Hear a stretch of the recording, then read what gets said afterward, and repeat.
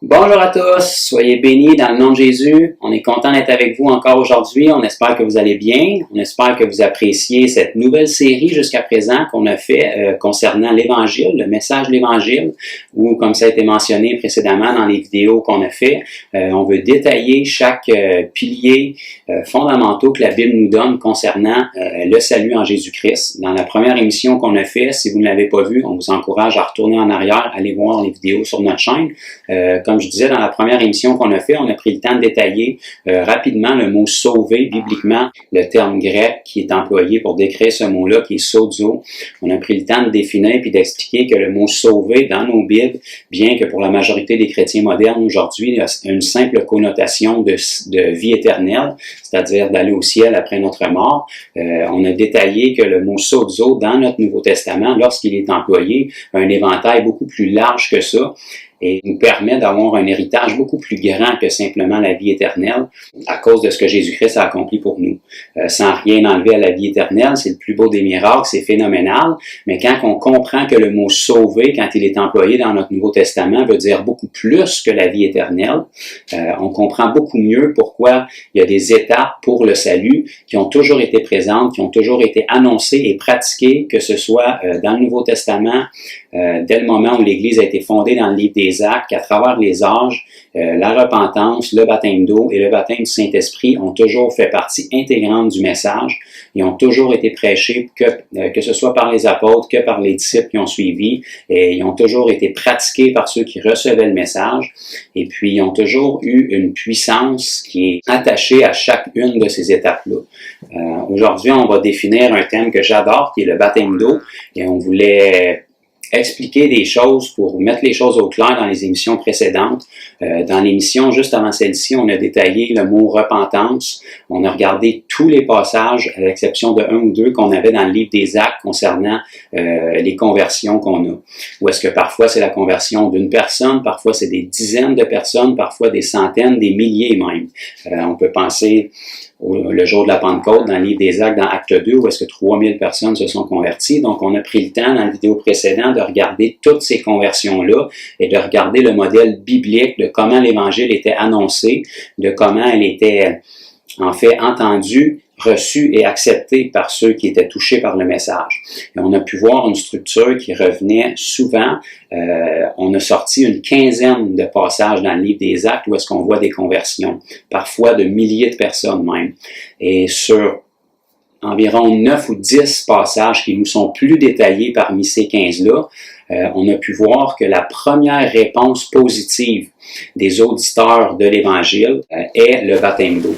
Donc, à chaque fois que quelqu'un entendait le message de l'Évangile dans le livre des Actes et qu'il voulait y répondre d'une manière positive, c'est-à-dire qu'il se repentait de ses péchés et il posait sa foi en Jésus-Christ sur le message de l'Évangile qui lui était annoncé, le miracle de la nouvelle naissance se produisait et jusque-là, on a détaillé que cette repentance-là est dans le cœur. Donc, c'est pas vraiment visible. Et la première réponse visible que les auditeurs du message de l'Évangile donnaient dans le livre des Actes, dans plus de 9 occasions sur une quinzaine qu'on a détaillées, la première réponse qu'ils donnaient était toujours le baptême d'eau en Jésus-Christ. Parce que la repentance étant invisible, se produisant dans le cœur, on a détaillé que c'était le mot métanoïa dans le grec qui nous définit repentance, qui signifie une métamorphose.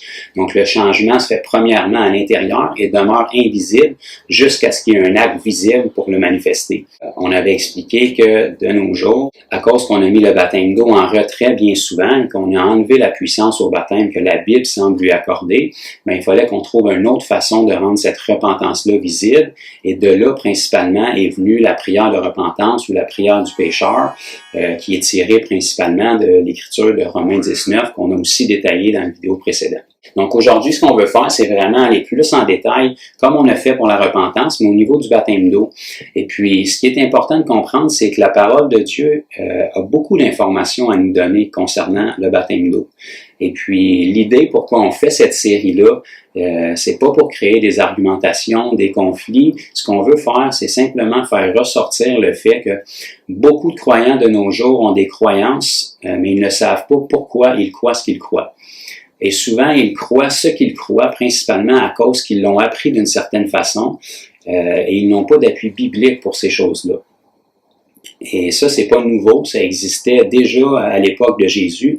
Jésus a reproché aux gens religieux de son époque, qui étaient les scribes et les pharisiens, quelque chose en leur disant « Vous annulez volontiers la parole de Dieu au profit de votre tradition. » Et encore aujourd'hui, à cause que les gens ont des croyances qui ne sont pas fondées sur la parole, ils sont pas mal intentionnés bien souvent, mais ils croient ce qu'ils croient simplement parce qu'ils se sont fait enseigner, et ils annulent et ils enlèvent la puissance dans la parole de Dieu à cause de ces croyances-là qui sont bien souvent plutôt traditionnelles que bibliques. Et malgré ça, tristement, à cause de cette tradition-là qui est très ancrée dans l'être humain, même si on présente des écritures qui sont claires, comme on va le faire aujourd'hui, qui sont noires sur blanc, qui sont multiples et qui sont pris dans leur contexte pour le thème spécifique qu'on va aborder aujourd'hui, bien souvent, parce que les gens sont bouleversés dans leur doctrine, ils ne voudront pas l'accepter. Mais par la grâce de Dieu, on croit vraiment qu'il y a des gens qui, à la lumière des Écritures, peuvent réaliser certaines choses, puis c'est notre but. En tant que croyant, on veut naturellement croire, mais on veut savoir pourquoi on croit ce qu'on croit, puis on veut faire sûr que ce qu'on croit est fondé sur la parole de Dieu. Et comme je l'ai dit, la parole de Dieu a beaucoup de détails à nous donner concernant le baptême d'eau. Le baptême d'eau est très présent partout où on voit des conversions, c'est-à-dire dans le livre des Actes. On en a détaillé une multitude, près d'une dizaine. On ne parle pas de 10 baptêmes, on parle de 10 passages qui parlent d'une multitude de baptêmes qui étaient pratiqués dans le livre des Actes. Et puis aujourd'hui, on va regarder les Écritures dans le Nouveau Testament qui nous définissent selon différents auteurs, qui étaient tous inspirés par le Saint-Esprit naturellement, puisqu'ils nous sont répertoriés dans nos Bibles. Mais chacun de ces auteurs-là nous donne une indication pour le baptême d'eau. Nous donne des spécifications, nous dit comment il doit être pratiqué, nous explique quelle est sa fonction.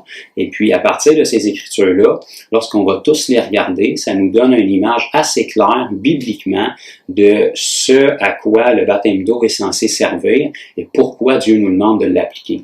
On va aussi regarder des Écritures dans l'Ancien Testament qui sont extraordinaires, qui nous montrent des images phénoménales, parce que vous le savez peut-être, l'Ancien Testament, bien que c'est des choses concrètes qui se sont réellement produites dans le monde réel, la Bible nous enseigne que c'était des ombres et des images des choses à venir. Donc c'était des présages de ce que Jésus-Christ allait accomplir par sa venue et ce que nous vivons maintenant en tant qu'Église. Et on a plusieurs passages dans l'Ancien Testament qui nous sont en référence dans le Nouveau aussi, mais qui font référence au plan du salut en Jésus-Christ, incluant le baptême d'eau. Parce que le plan du salut n'est pas arrivé soudainement dans la tête de Dieu au moment où il a envoyé Jésus. Dieu, c'est le commencement et la fin. Il connaît le début de la fin. Il savait toutes choses. Dès la Genèse, quand Adam et Ève ont péché, Dieu est allé vers Adam et Ève et il leur a expliqué, naturellement, qu'il y aurait des conséquences néfastes à ce péché-là, mais qu'il avait déjà pourvu et qu'il allait avoir un de leurs descendants, en fait, qui allait naître pour écraser la tête du serpent, qui était évidemment Jésus et qui a bel et bien accompli sa tâche d'écraser la tête du serpent, qui était Satan le diable. Et de la même manière que le plan de rédemption de l'humanité était déjà préparé, déjà à ce moment-là, au moment de la chute, on recule très loin en arrière au début de la création, mais le plan du salut, on peut le retrouver dans l'Ancien Testament aussi. Et on va aller regarder à des Écritures que souvent beaucoup de personnes ne prennent pas garde, mais qui nous donnent des beaux détails sur le baptême d'eau. Donc, on va commencer en regardant dans la parole. J'ai sorti une dizaine de passages qui nous détaillent par différents auteurs, que ce soit Jésus, que ce soit Pierre, que ce soit Paul, qui nous donnent des détails sur le baptême d'eau. Qu'est-ce que c'est bibliquement? Encore une fois, pas qu'est-ce qu'on nous enseigne nécessairement aujourd'hui, pas qu'est-ce qu'on a l'habitude d'entendre, mais qu'est-ce que la Bible nous dit concernant le baptême d'eau. Et si vous nous écoutez, gardez votre esprit ouvert, gardez votre cœur ouvert, puis lisez la parole avec nous. On va lire la parole pour ce qu'elle dit, tout simplement. Et puis, par la grâce de Dieu, en tant que croyant, ce qu'on désire, c'est croire ce que Jésus nous enseigne, ce que sa parole nous enseigne. Et si notre doctrine puis nos croyances sont fondées sur la parole, on se doit d'avoir les résultats que la parole nous dit qu'on va avoir. Donc, on va tourner ensemble en ordre chronologique dans le livre de Marc, où est-ce qu'ici, c'est Jésus lui-même qui va nous donner des détails concernant le baptême d'eau. Donc, dans Marc, chapitre 16 et au verset 16, Jésus nous dit « Celui qui croira et qui sera baptisé sera sauvé, mais celui qui ne croira pas sera condamné. » Donc, c'est des paroles assez claires et assez directes venant de la bouche même de Jésus, qui est censé être notre Seigneur, en fait. Donc, Jésus va dire ici, celui qui croira et qui sera baptisé sera sauvé. Encore une fois, le mot « sauver » qui est employé ici, ça ne veut pas simplement dire aller au ciel après notre mort. Ça ne fait pas seulement référence à la nouvelle naissance. Ça fait référence à beaucoup plus que ça. Le mot « sozo » veut dire guéri, veut dire libérer, délivrer, préserver, restaurer. Donc, quand on comprend ce mot-là avec cette perspective-là, ça va nous aider à comprendre le but du baptême d'eau. Donc, dans ce passage-ci, dans son contexte, noir sur blanc, Jésus nous dit que le baptême d'eau contribue au salut, à être sauvé. OK? Et encore une fois, on le répète parce qu'il y a beaucoup de gens qui sont sur la défensive quand on lit ces passages-là. Le mot « sauver » signifie beaucoup plus qu'aller au ciel après notre mort. OK? Pourquoi je prends le temps de spécifier ça? C'est parce que souvent les gens vont aller dans des extrêmes quand on parle de baptême d'eau, de repentance ou de prière de repentance.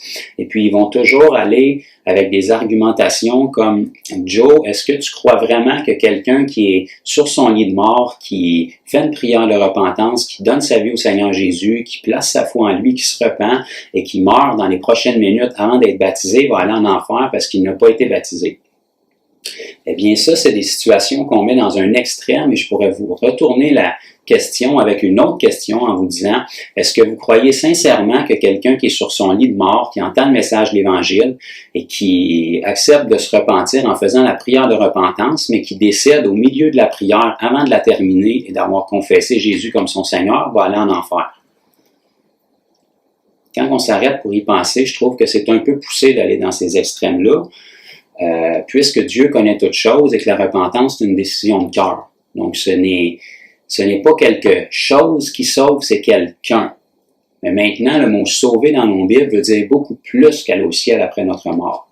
Donc, bien que je crois fermement que quelqu'un qui se repent dans son cœur et qui place sa foi sur le message de l'Évangile, qui vit le miracle métanoïa de repentance dans son cœur, va aller au ciel après sa mort, il a sa place dans le royaume de Dieu s'il décède.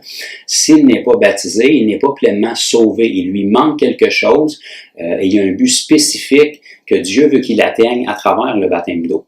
On peut tourner ensemble dans Jean chapitre 3 et le verset 5. C'est un passage assez classique, assez connu, où est-ce que Jésus s'adressait à Nicodème, qui était un haut placé religieux de l'époque. Jésus va dire, « en vérité, je te le dis, si un homme ne naît d'eau et d'esprit, il ne peut entrer dans le royaume de Dieu. » Okay? Donc ça, c'est des passages qui sortent de la bouche même de Jésus, noir sur blanc, dans leur contexte. Il ne s'agit pas de parler de doctrine, d'interprétation ou d'opinion. C'est du texte noir sur blanc d'une personne dont les paroles avaient beaucoup de valeur, Jésus lui-même. Donc Jésus ici, dans ce texte-là, nous dit que le baptême d'eau, naître d'eau et d'esprit, contribue à hériter du royaume de Dieu. OK? Donc, on continue dans le livre des Actes, au chapitre 2, un autre passage qui est assez classique, qui nous donne des détails sur le baptême d'eau. Ici, cette fois, c'était par l'apôtre Pierre, au jour de la Pentecôte, naturellement. Et dans Acte 2, quand il a annoncé le premier message de l'Évangile, donc encore une fois, on le rappelle, si on veut avoir le message dans l'état le plus pur, il faut remonter à l'origine. Okay? Parce que souvent, le jeu du téléphone peut déformer les choses. Vous avez déjà joué à ça quand vous étiez jeune, probablement. Eh bien, c'est un petit peu la même chose des fois avec le message de l'Évangile. Au fil des ans, tristement, il s'est souvent déformé, mais si on veut avoir le meilleur modèle, le message le plus pur, ben, on n'a qu'à remonter à l'origine. Et la première fois où le message de l'Évangile proprement dit, est annoncé sous la Nouvelle Alliance après la fondation de l'Église. C'est ici dans le chapitre 2 du livre des Actes, et c'est Pierre qui a eu le privilège de l'annoncer. Et Pierre va nous dire ici au verset 38, « Repentez-vous et que chacun de vous soit baptisé au nom de Jésus-Christ pour le pardon de vos péchés, et vous recevrez le don du Saint-Esprit. » Donc ici, encore une fois, textuellement, noir sur blanc, c'est pas hors contexte, le baptême d'eau semble contribuer au pardon des péchés ou à la rémission des péchés, dépendamment de la version que vous avez. Donc on peut continuer dans Actes chapitre 22, où est-ce qu'ici on a l'apôtre Paul qui est en train de, en quelque sorte, donner son témoignage, ou du moins une partie de son témoignage. On se souvient, c'est Ananias, qui est un simple disciple qui avait été envoyé par le Seigneur Jésus vers l'apôtre Paul pour lui apporter la guérison, le message de l'Évangile, le baptême d'eau et le baptême du Saint-Esprit. Et de toute évidence, on sait que l'apôtre Paul étant devenu l'apôtre qu'il est devenu, à cette époque-là, c'était Saul de Tarse, mais on sait qu'il est devenu l'apôtre Paul qu'on connaît par notre Nouveau Testament. Bien, de toute évidence, ce que Ananias a fait avec Paul a bien fonctionné. On lit Paul qui est en train de raconter son témoignage et qui fait référence à ce que Ananias lui a dit quand il est allé vers lui, ou une partie de ce que Ananias lui a dit. Au verset 16 du chapitre 22, on lit « Et maintenant, que tardes-tu? Lève-toi, sois baptisé et lavé de tes péchés, en invoquant le nom du Seigneur. » Donc, ici, on sait que l'apôtre Paul, si on recule au début du livre des Actes, lorsqu'il a vécu cette conversion-là, quand Ananias lui a annoncé l'Évangile, la première chose que l'apôtre Paul a fait, qui était Saul de Tarse à cette époque-là, après avoir entendu le message de l'Évangile par Ananias, c'est se lever et être baptisé. On se souvient que l'apôtre Paul avait été guéri de l'aveuglement temporaire qu'il avait reçu. Ananias a prié pour lui, les écailles sont tombées de ses yeux, et on sait naturellement que Ananias lui a annoncé le message de l'Évangile. Et la première réponse, la première chose qu'on voit l'apôtre Paul faire après avoir entendu le message, comme Ananias lui avait recommandé dans ce passage-ci, on en a une preuve, c'est le baptême d'eau. Donc ici, encore une fois, noir sur blanc, textuellement, dans son contexte, le baptême d'eau, comme Paul l'annonce ici, semble contribuer à laver les péchés. Donc, on peut continuer dans le livre de Romains, et au chapitre 6, où est-ce qu'ici l'apôtre Paul, naturellement, est converti maintenant, il va nous donner des beaux détails encore concernant le baptême d'eau. À partir du verset 3, on va lire Paul qui adressait une lettre naturellement à la communauté chrétienne de disciples de Rome. Et il leur dit « Ignorez-vous que nous tous qui avons été baptisés en Jésus-Christ, c'est en sa mort que nous avons été baptisés. Nous avons donc été ensevelis avec lui par le baptême en sa mort. » Donc le baptême est un ensevelissement avec Jésus. Okay? Ce qui est très important, ce qui est très différent de simplement une tradition ou une marque d'obéissance, afin que, comme Christ est ressuscité des morts par la gloire du Père, de même, nous aussi, nous marchions en nouveauté de vie. Donc, si Jésus n'était pas ressuscité, il n'y aurait aucune valeur dans le baptême, non plus qu'aucune puissance. Mais puisque Jésus est ressuscité et que le baptême d'eau nous permet d'être ensevelis avec lui dans sa mort, ça nous permet aussi de ressusciter avec lui dans sa résurrection. Okay. On continue au verset 5. « En effet, si nous sommes devenus une même plante avec lui en conformité à sa mort. » Donc, on sait clairement ici, au verset 3, juste 2 versets plus haut, que la façon qu'on a été enseveli dans sa mort, c'est le baptême d'eau. Et ici, au verset 5, Paul va nous dire « Nous sommes devenus une même plante avec lui dans la conformité à sa mort. » Donc, lorsqu'on est baptisé dans la mort de Jésus-Christ dans l'eau, on devient une même plante avec lui. Okay. Nous le serons aussi par la conformité à sa résurrection.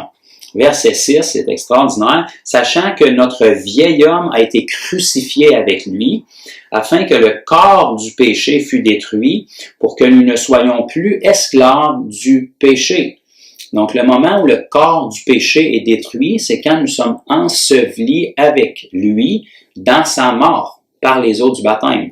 Okay? Donc, le baptême est une mort, est une funéraille, un enterrement. La chose qui est extraordinaire, c'est que comme ça se fait dans l'eau, on appelle ça un ensevelissement. Donc, Dieu est bon, il ne nous demande pas d'être enterré, il nous demande d'être enseveli, mais le baptême d'eau marque une mort pour ressusciter. Donc, le corps du péché meurt quand on est enseveli avec Christ dans sa mort par le baptême. Et ça nous dit ici, pour que nous ne soyons plus esclaves du péché. Parce qu'on se rappelle, le péché avait une emprise sur notre corps de chair pécheur. Donc, lorsqu'on ensevelit cette nature de péché-là dans les eaux du baptême, le péché perd son emprise sur nous puisqu'on est une nouvelle personne qui n'est plus régie par la même loi du péché et de la mort selon laquelle on était esclave avant de se repentir pour être baptisé. Le verset 7 nous donne encore plus de détails merveilleux, car celui qui est mort est libre du péché.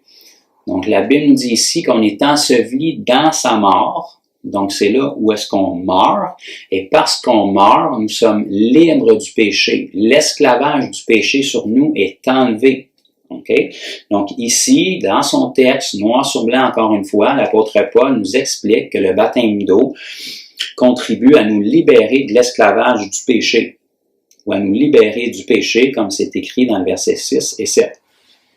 Donc, on poursuit ensemble dans le livre de Galates, le chapitre 3. On va commencer au verset 26, ça va être un petit peu plus dans le contexte. Ici, c'est encore une fois l'apôtre Paul qui parle à la communauté des disciples de Galatie, et il leur dit « Car vous êtes tous fils de Dieu par la foi en Jésus-Christ. » Okay? Donc, quand on met notre foi en Jésus-Christ, l'apôtre Paul nous confirme ici au verset 27 qu'on se doit d'être baptisé. Donc, vous tous qui avez été baptisés. Donc, quelqu'un qui met sa foi en Jésus-Christ, c'est quelqu'un de baptisé. Okay? Vous tous qui avez été baptisés en Christ, vous avez revêtu Christ. Okay? Quand on regarde dans le Nouveau Testament, on peut regarder, par exemple, on peut même remonter jusque durant le ministère terrestre de Jésus, lorsqu'il était encore présent physiquement dans son corps. La seule façon de devenir un disciple de Jésus durant le ministère terrestre de Jésus, c'était d'être baptisé. Donc, il n'y avait aucun disciple de Jésus qui n'était pas baptisé durant son ministère. Quand quelqu'un voulait suivre Jésus, faire de Jésus son maître et suivre ses traces, il se faisait baptiser et se joignait au groupe des disciples. Après la résurrection et après que l'effusion du Saint-Esprit a eu lieu au jour de la Pentecôte et que l'Église a été fondée, le même principe a été là encore. Un disciple de Jésus non baptisé n'existait pas dans la parole de Dieu. Donc, pourquoi? Parce que les disciples devenaient disciples quand ils étaient baptisés. La première chose qu'ils faisaient, le premier jour de leur conversion, c'était le baptême. Okay? Donc, c'est pour ça que l'apôtre Paul ici nous spécifie tout naturellement. Vous êtes tous fils de Dieu par la foi en Jésus-Christ, vous qui avez été baptisés. Okay? Vous avez revêtu Christ. Donc, comme on a lu dans le chapitre 6 de Romains, il y a quelques minutes, quand on est baptisé, on est enseveli avec lui dans sa mort et on est devenu une même plante avec lui. Donc, comme Christ est ressuscité, lorsque nous, on ressort des eaux du baptême, la Bible nous dit que nous avons revêtu Christ. C'est pour ça que la Bible nous dit que c'est plus nous qui vit, c'est Christ qui vit en nous et que nous avons été placés en lui. Okay, donc ici, encore une fois, vous allez peut-être trouver que je me répète, mais je veux juste qu'on lise les Écritures pour qu'est-ce qu'elles sont dans leur contexte, noir sur blanc. Ici, l'apôtre Paul nous explique que le baptême d'eau contribue à revêtir Christ.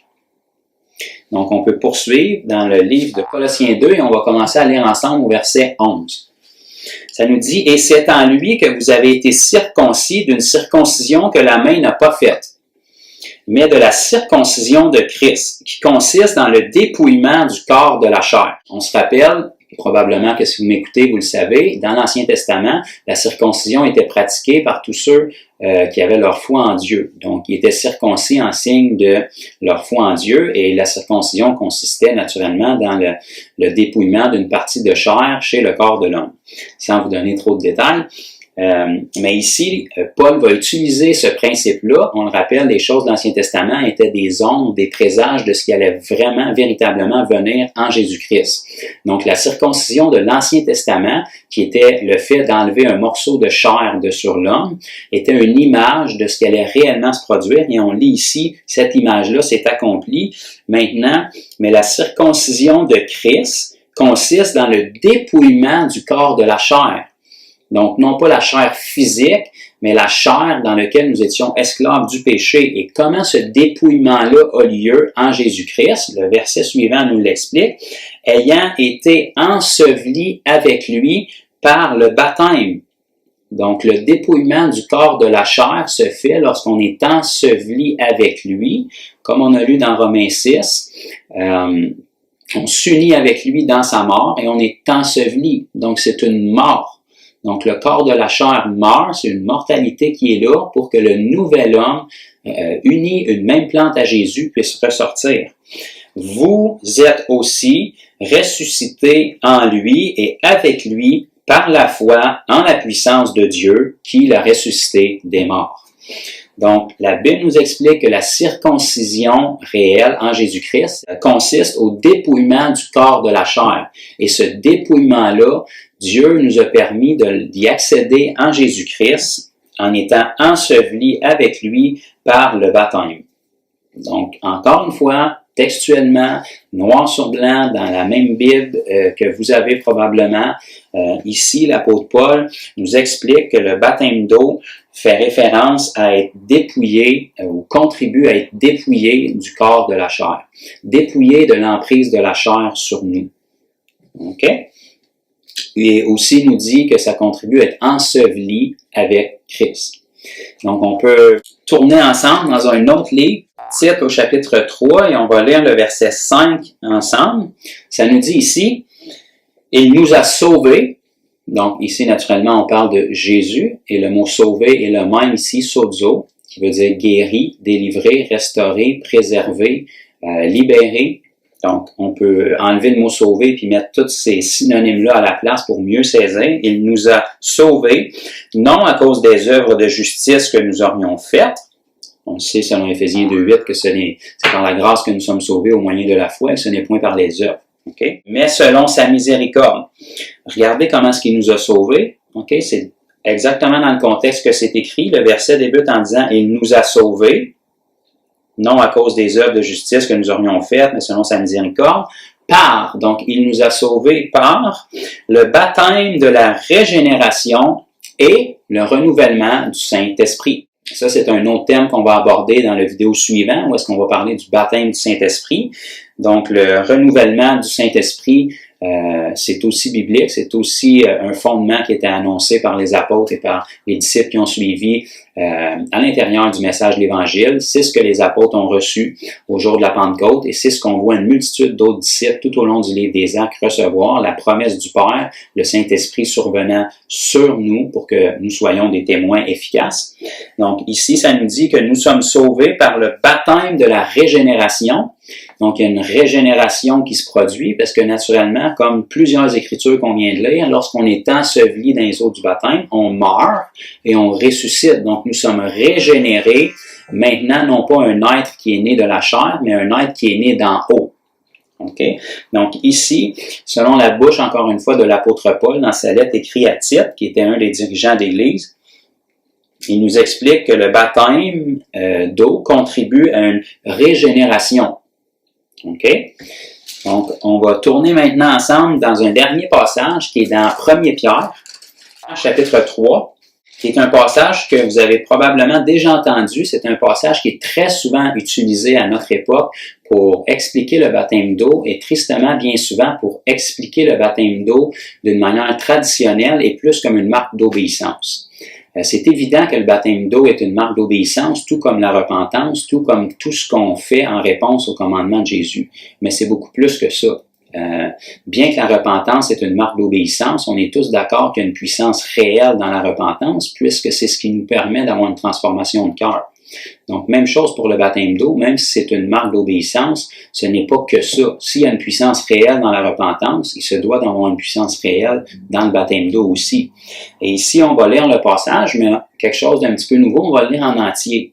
Souvent, c'est la première partie du passage qui est utilisée pour justifier une doctrine, alors que ça dit une toute autre chose quand on fait juste finir le passage.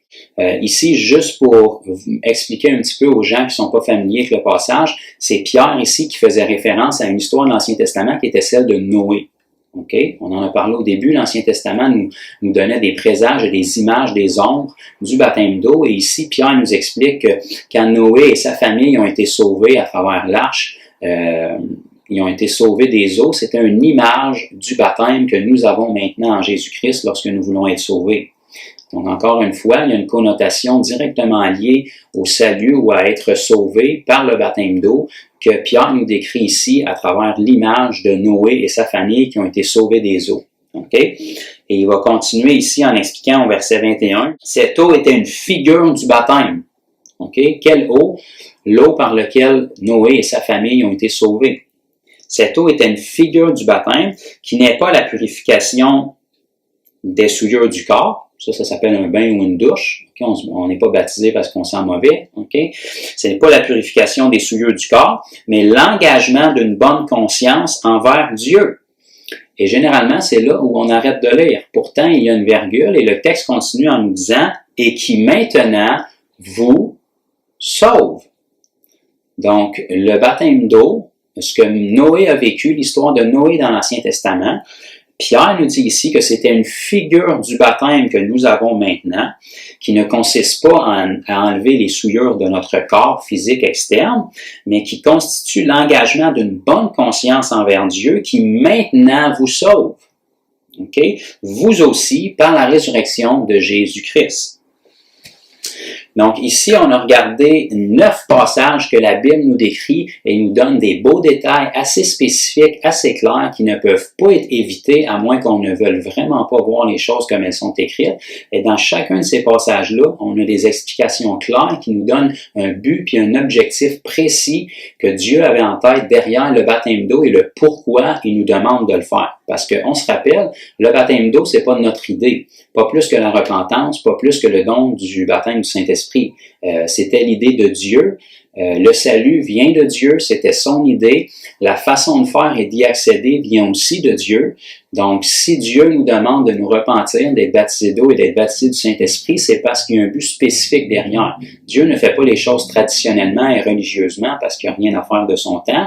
Il y a une raison derrière chaque chose.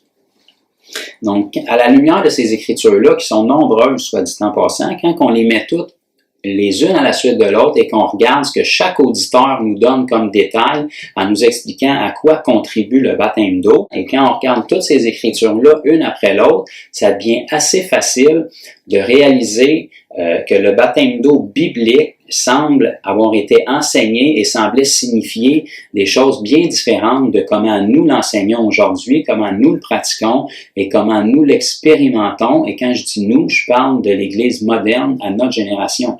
Et le fait que le baptême d'eau ait été retiré du message de l'Évangile bien souvent et qu'il arrive un certain temps après, longtemps après bien souvent, et qu'il est enseigné d'une manière traditionnelle, nous prouve qu'on ne lui accorde clairement pas l'importance que Jésus semblait lui accorder, que les apôtres, qui sont les pères fondateurs de l'Église, semblaient lui accorder, et que les disciples qui se convertissaient par milliers à l'époque du livre des Actes, lui accordaient aussi, puisque c'était la première chose qu'il mettait en pratique lorsqu'il voulait devenir un disciple du Christ. C'était la première manifestation visible d'une repentance qui s'est passée dans le cœur qui jusque-là demeurait invisible. Et la raison étant que la Bible nous dit clairement qu'il y a un ensevelissement qui se produit et qu'il y a une union à Christ qui se produit, il y a une liberté du péché qui se produit. Et on va aller regarder d'autres passages aussi ensemble qui vont nous donner d'autres détails supplémentaires pour venir appuyer ça. Okay? Parce que l'idée, c'est pas de créer des doctrines, c'est pas de donner des interprétations des Écritures, c'est de regarder toutes les Écritures qui concernent le baptême. Et à travers la bouche de différents auteurs. On a un passage aussi dans 1 Corinthiens qui est quand même particulier, que très peu de gens prennent le temps de s'y attarder. Et on va tourner ensemble dans 1 Corinthiens chapitre 15. Et on va lire quelque chose qui nous donne quand même des bons détails qui sont importants de saisir. On va lire ici, naturellement, un passage que l'apôtre Paul écrivait à la communauté de Corinthe, qui, on le rappelle, Corinthe, en beaucoup de points, n'était pas un modèle à suivre parce que c'était une des communautés les plus charnelles du Nouveau Testament. C'était une communauté qui était très grande, très nombreuse, mais qui avait de la difficulté à prendre la maturité en Christ. Et Paul adressait un point ici de quelque chose qui était pratiqué par les Corinthiens, qui n'était pas correct. Comprenez-moi bien, je ne suis pas en train de vous dire que ce qu'on s'apprête à lire était une bonne chose, mais ça nous aide à comprendre comment le message était véhiculé à cette époque-là, qui est souvent bien différent de comment nous on l'annonce aujourd'hui concernant le baptême d'eau. Au verset 29, on va lire ici: « Autrement, que feraient ceux qui se font baptiser pour les morts? Si les morts ne ressuscitent absolument pas, pourquoi se font-ils baptiser pour eux? » Donc ici, par ce passage-là, on a une belle révélation et on apprend qu'il y a des gens de la communauté de Corinthe qui avaient perdu des proches pour des raisons quelconques et qui, autant que eux le savaient, ces proches-là ne connaissaient pas le Seigneur Jésus, n'avaient pas fait la paix avec Dieu, ne s'étaient pas repentis, n'étaient pas nés de nouveau. Donc ces personnes-là, par amour pour les proches qui ont perdu et probablement en étant bien intentionnés, ils se faisaient baptiser pour les gens de leur entourage qui étaient décédés en pensant de pouvoir les sauver comme ça. Donc, bien que nous savons bibliquement que ce n'est pas comme ça que ça fonctionne, et comprenez bien mes paroles, ne les déformez pas, je ne suis pas en train de vous dire que ça se fait, l'apôtre Paul est clair ici. La Bible nous explique clairement dans Actes 17:30 que Dieu demande à tout homme et en tout lieu de se repentir. Donc, la repentance est quelque chose de personnel, on ne peut se repentir pour quelqu'un d'autre, puisque ses péchés ne sont pas les nôtres. Mais ce que ce passage-là nous indique ici, c'est que la façon que les Corinthiens connaissaient et appliquaient pour tenter de sauver leur mort, en espoir qu'ils pourraient peut-être le faire, ce n'était pas de prier pour eux, ce n'était pas de faire une prière de repentance pour eux, c'était d'être baptisés pour eux. Et même si on sait que ça ne fonctionne pas comme ça et que ce n'est pas ce que Dieu veut, ça nous prouve encore une fois ici qu'à cette époque-là, les Corinthiens, ceux qui connaissaient du baptême d'eau, c'était quelque chose qui contribuait au salut, puisqu'ils pratiquaient le baptême d'eau pensant de pouvoir peut-être avoir un espoir de sauver leurs proches qu'ils avaient perdus. Donc, ça nous aide à saisir des choses ici quand on s'attarde et qu'on veut comprendre. On peut lire aussi, on va regarder un passage dans Jean 19, à partir du verset 32. Et ce qu'on s'apprête à lire ici, c'est important de bien comprendre cette image-là qui est vraiment extraordinaire encore une fois, qui fait référence à l'Ancien Testament. Beaucoup de gens ne saisissent pas ces choses-là. Mais la Bible nous dit que naturellement, le premier homme que Dieu a créé, c'était Adam dans le Jardin d'Éden. Et la Bible nous explique aussi que Jésus était le dernier Adam. OK? Donc, le premier Adam, naturellement, a failli et Jésus est venu, lui n'a pas failli, il était le dernier Adam pour accomplir ce qui devait être accompli. Et si on regarde au début de la création dans la Genèse, nous savons que Dieu a créé une épouse au premier homme qui était Adam, en le plongeant dans un profond sommeil et en allant dans son côté, chercher une de ses côtes ou intervenant d'une quelconque façon dans le côté de Adam. Et à partir de là, à partir du côté de Adam, il a tiré l'épouse qui est Ève, qui est devenue l'épouse en fait de Adam. Donc l'épouse du premier homme, du premier Adam, a été prise de son côté. Et cette chose-là, cette histoire-là, naturellement, est une image de ce qui devait se produire en Jésus-Christ. Et quand on regarde au passage qu'on s'apprête à lire ici, où est-ce que Jésus était allé à la croix, naturellement, au moment de sa crucifixion, il y a un soldat romain qui est allé percer le côté de Jésus, et c'est ce qu'on va lire ici, et c'est un accomplissement exact de ce qui s'était produit dans le livre de la Genèse, et on va le lire ensemble. Les soldats vinrent donc, et ils rompirent les jambes au premier. Il y avait 3 personnes, naturellement. Jésus a été crucifié avec les 2 larrons chaque côté de lui. Ils rompirent les jambes au premier, puis à l'autre qui avait été crucifié avec lui. Verset 33. S'étant approchés de Jésus et le voyant déjà mort, ils ne lui rompirent pas les jambes. Mais un soldat lui perça le côté avec une lance. Et aussitôt, il sortit du sang et de l'eau. Et naturellement, c'est Jean qui est en train de raconter cette histoire-là, qui témoigne de ces choses-là. Verset 35, celui qui l'a vu en a rendu témoignage. Et son témoignage est vrai, et il sait qu'il dit vrai afin que vous croyiez aussi. Donc, de la même manière que l'épouse du premier Adam a été tirée à partir de son côté, l'épouse du dernier Adam, qui était Jésus, a aussi été tirée de son côté, puisque l'épouse de Jésus, c'est son Église. C'est nous maintenant qui sommes sauvés en Jésus-Christ, qui avons une intimité avec lui, qui sommes en paix avec Dieu par notre Seigneur Jésus. Et la Bible nous explique ici comment est-ce qu'on a été racheté. Et de la même manière que le premier Adam a eu son épouse qui a été tirée de son côté, le dernier Adam qui était Jésus a eu son épouse aussi qui a été rachetée à partir de son côté par l'événement qui s'est produit ici quand le soldat a percé son côté. Et de son côté, la Bible nous dit ici textuellement qu'il est sorti du sang et de l'eau. OK? Donc, à partir de cette effusion-là, Dieu accomplissait l'image qu'on retrouve dans la Genèse, dans l'Ancien Testament, au début de la création. Et Jésus, à ce moment-là, rachetait son Église avec le sang et l'eau.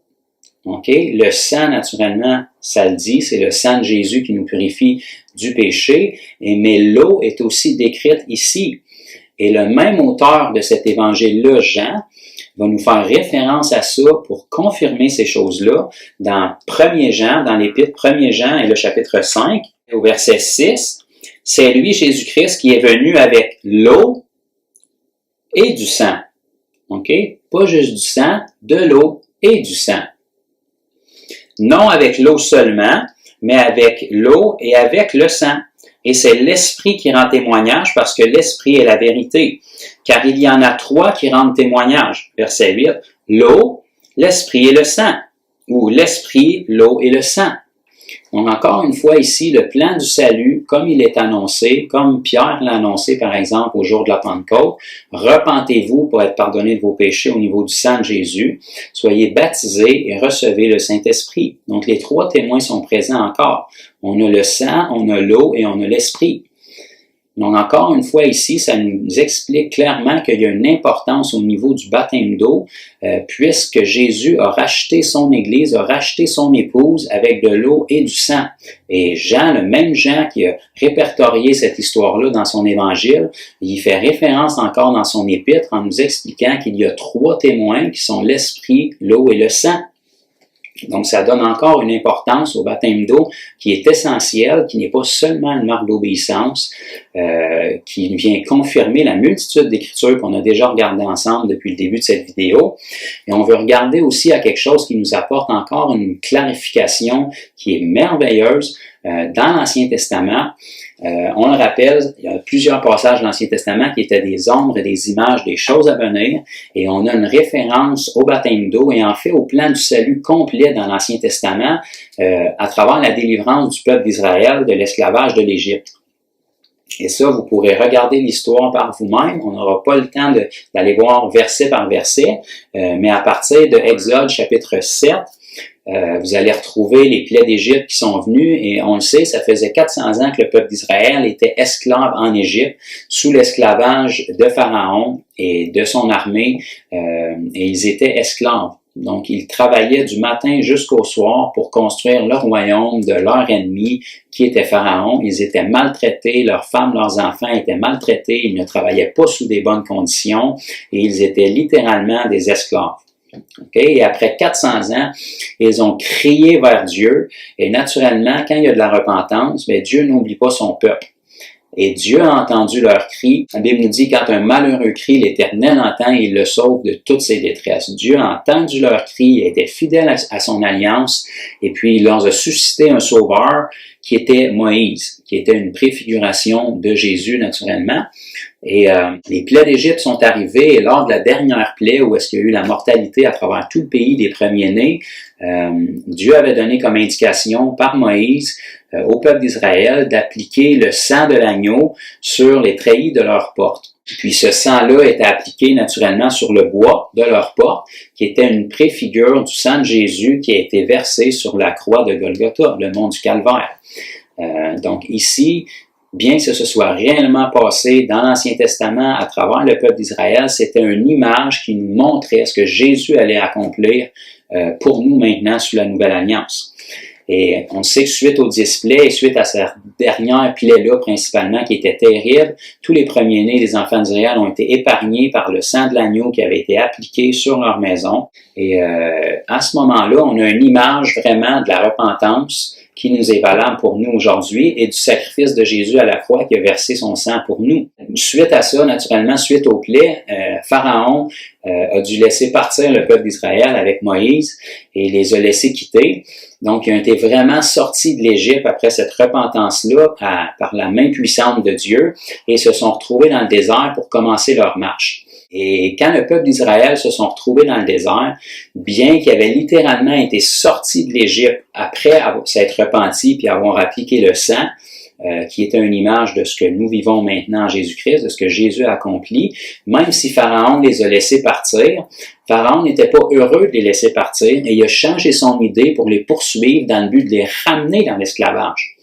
Donc, bien que leur repentance et que l'application du sang sur le bois de leur porte leur avait permis de sortir de l'Égypte délibérément, légalement, que Pharaon les a laissés aller, il ne les a pas laissés aller avec plaisir et il a tenté de les ravoir, de les remettre sous son esclavage. Okay? Et on va lire quelque chose qui nous donne des beaux détails qui sont tout à fait merveilleux sur le thème qui nous concerne aujourd'hui du baptême d'eau. Et on va lire un passage qui se retrouve dans Corinthiens. Donc, on sait qu'après que le peuple d'Israël soit sorti de l'esclavage de Pharaon en Égypte, bien qu'il soit sorti de l'esclavage, il n'était pas complètement libre encore. Et il y a un événement qui s'est produit, qui est un présage de ce que de ce qui nous est accessible maintenant sous la Nouvelle Alliance, qui les a vraiment libérés de cet ennemi-là en question, qui était Pharaon et son armée.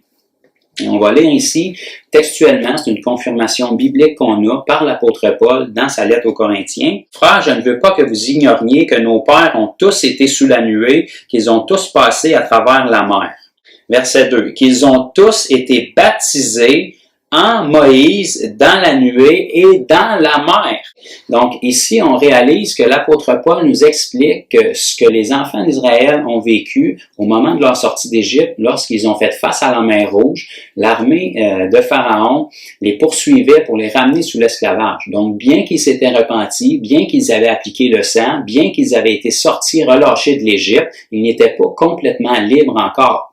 Et c'est très important de comprendre ça parce que c'est le but principal du baptême d'eau. Ici, l'apôtre Paul fait référence, il nous explique que le peuple d'Israël ont été baptisés dans la mer Rouge en Moïse.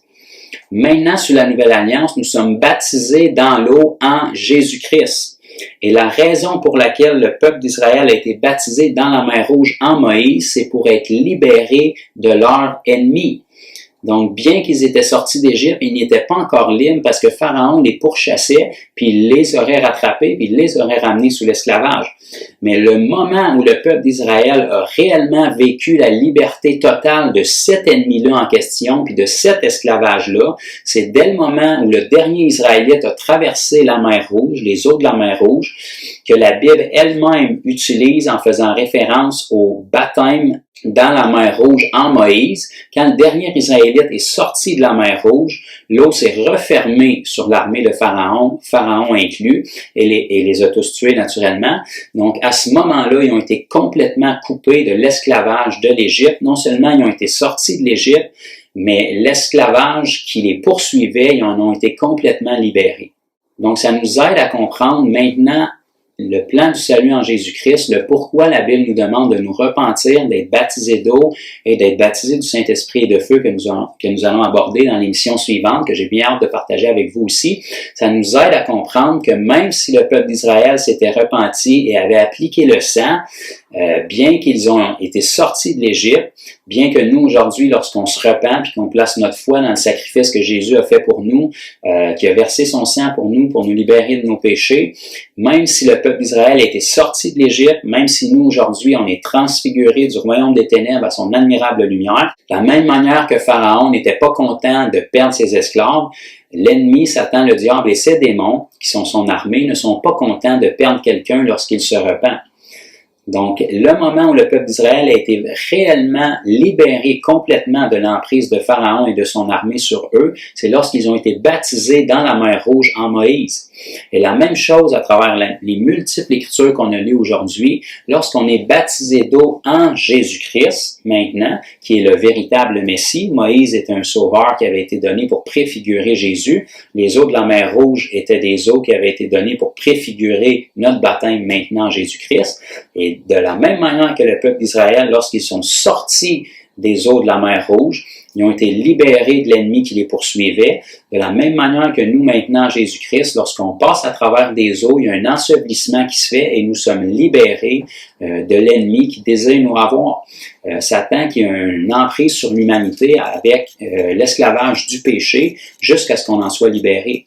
Donc, quand le corps du péché est mort, comme dans les Écritures qu'on a lues précédemment sur le baptême, Satan perd son emprise sur nous. Et ça devient encore plus clair avec ce passage-là que l'apôtre Paul nous donne. En fait, c'est incontournable. Si on veut réellement lire la parole pour ce qu'elle est, si on veut lire les passages sur le baptême dans leur contexte et les prendre tous ensemble, parce que la parole se confirme, la parole s'appuie d'une écriture à l'autre, nous voyons que le baptême d'eau a toujours fait partie du plan de Dieu dès l'Ancien Testament jusqu'à ce qu'elle se réalise pour nous aujourd'hui sous la Nouvelle Alliance et que ça fait partie pour une raison précise du plan du salut en Jésus-Christ, que bien que lorsqu'on se repent de nos péchés puis que le miracle de métanoïa, de repentance se fait en nous, que nous pouvons hériter de la vie éternelle, il y a une liberté du péché qui doit se produire et qui est associée au baptême d'eau. On doit être libéré de l'emprise de Satan sur notre corps de de chair. Le baptême d'eau ne nous enlève pas notre chair, il brise l'emprise de notre chair sur nous. Donc, un enfant de Dieu qui est né de nouveau a encore de la chair, mais il n'est plus esclave de cette chair-là. Il y a une nouvelle identité, il y a un esprit qui est régénéré, comme on a lu tout à l'heure dans le titre, et à partir de cet esprit-là, il peut assujettir sa chair, et sa chair, à ce moment-là, peut lui servir pour qu'il glorifie Dieu et qu'il offre ses membres comme un sacrifice agréable. Donc, on espère que ça peut apporter des clartés supplémentaires. On a regardé aujourd'hui tous les passages de la parole qui font référence au baptême d'eau dans leur contexte. Donc, quand on regarde à la lumière de la parole, on réalise que les apôtres et l'Église primitive accordaient une importance fondamentale au baptême d'eau. Et c'est la raison pour laquelle, d'ailleurs, il était pratiqué toujours dans toutes les occasions qui nous sont détaillées dans la parole. Et le baptême d'eau était pratiqué immédiatement après que le message de l'Évangile était annoncé puis que la personne y répondait positivement. Lorsque la personne acceptait le message de l'Évangile, donc elle croyait non seulement que Jésus avait existé, qu'il était mort et ressuscité, mais elle croyait ce que Jésus disait. Et ce que Jésus disait, c'était une repentance, un renoncement au péché et être baptisé d'eau, naître d'eau et d'esprit. Donc, le baptême d'eau était pratiqué la journée même où les gens se convertissaient dans la parole. Et quand on fait le lien avec tous les passages qui nous expliquent aujourd'hui quel est le but du baptême d'eau, mais on comprend beaucoup plus facilement pourquoi il y avait une importance capitale au moment de la parole de Dieu dans le livre des Actes. Et si on continue à appliquer les choses comme elles nous ont été enseignées dans la parole, ben on va vivre la même chose encore de nos jours. Et la raison pourquoi aujourd'hui, ou en fait une des raisons principales pourquoi aujourd'hui les chrétiens souvent ne vivent pas des conversions comme on peut le voir dans la parole, ils ne portent pas de fruits comme ils devraient le faire, ils ne prennent pas de maturité comme ils devraient le faire, ils sont très attachés au péché, même après qu'ils aient répété une prière ou qu'ils aient une confession de foi chrétienne. Autre le fait que la repentance est mal saisie bien souvent, comme on a abordé dans la vidéo précédemment. Un autre point qui nous explique bien la raison de cela, c'est que les gens ne sont pas pleinement libérés de leur péché, même si peut-être sont nés de nouveau puis ils vont au ciel après leur mort, l'esclavage du péché est encore sur eux parce qu'ils n'ont pas saisi que le baptême d'eau est un ensevelissement, ils n'ont pas mis foi dans cet enseignement-là comme la Bible l'enseigne et ils n'ont pas vécu le miracle. Bien souvent, ils n'ont même pas entendu parler du baptême d'eau et du baptême du Saint-Esprit dans le message de l'Évangile qu'ils ont entendu, ce qui est totalement impossible au niveau biblique. C'était impossible bibliquement d'annoncer le message de l'Évangile sans annoncer le baptême d'eau parce que ça en fait partie intégrante. Donc, on espère que cette vidéo-là a pu vous apporter des clartés, peut-être que ça bouleverse des croyances, peut-être que ça vous choque. On est désolé, l'important, c'est pas vraiment ça, c'est qu'on puisse regarder la parole pour ce qu'elle dit. Et le but, c'est qu'on puisse vraiment comprendre pourquoi on fait les choses comme on les fait et qu'on puisse savoir pourquoi on croit ce que nous croyons. Parce qu'en fait, si notre croyance n'est pas basée sur la parole, ben nous croyons des traditions. Et lorsqu'on croit des traditions plus que la parole, on enlève la puissance à la parole de Dieu, donc on empêche Dieu d'être Dieu dans certains aspects de notre vie. Donc, c'est très important de saisir ces choses-là. C'est pour ça, aujourd'hui, comme dans l'émission précédente, qu'on voulait détailler les choses. On n'a pas fait un survol, on n'a pas utilisé des écritures ici et là, hors de leur contexte. On a pris toutes les écritures qui sont transcrites dans la parole concernant le baptême d'eau et textuellement ce que Dieu a à nous dire concernant le baptême d'eau. Et on a même des appuis qui remontent jusque dans l'Ancien Testament qui nous confirment ce que le Nouveau Testament vient annoncer concernant le baptême d'eau. Donc, le baptême d'eau est d'une importance primordiale.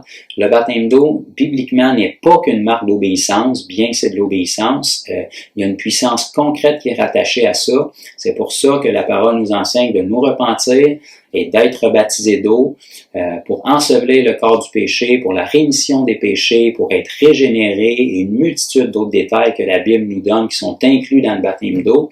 Et naturellement, de recevoir le don du Saint-Esprit, qui est le thème que nous allons aborder dans la prochaine vidéo. On espère que vous avez apprécié. Partagez autour de vous si vous avez aimé. Prenez le temps de regarder les Écritures. Et, toutes les Écritures qu'on a passées aujourd'hui vont être mises en référence dans la vidéo. Donc, on vous bénit et à la prochaine. Si tu as aimé la vidéo que tu viens de voir, on t'encourage vraiment à t'abonner sur notre chaîne YouTube, activer la cloche pour recevoir les dernières mises en ligne. Tu vas aussi trouver une multitude de vidéos d'enseignement, de guérison, de baptême, de témoignages, pour te bâtir dans ta foi, te fortifier dans ton identité en Christ. On t'encourage vraiment aussi à partager autour de toi puis nous suivre sur les différentes plateformes de médias sociaux qu'on a pour que le plus grand nombre de disciples puissent être formés à l'image de Christ pour la gloire de Dieu.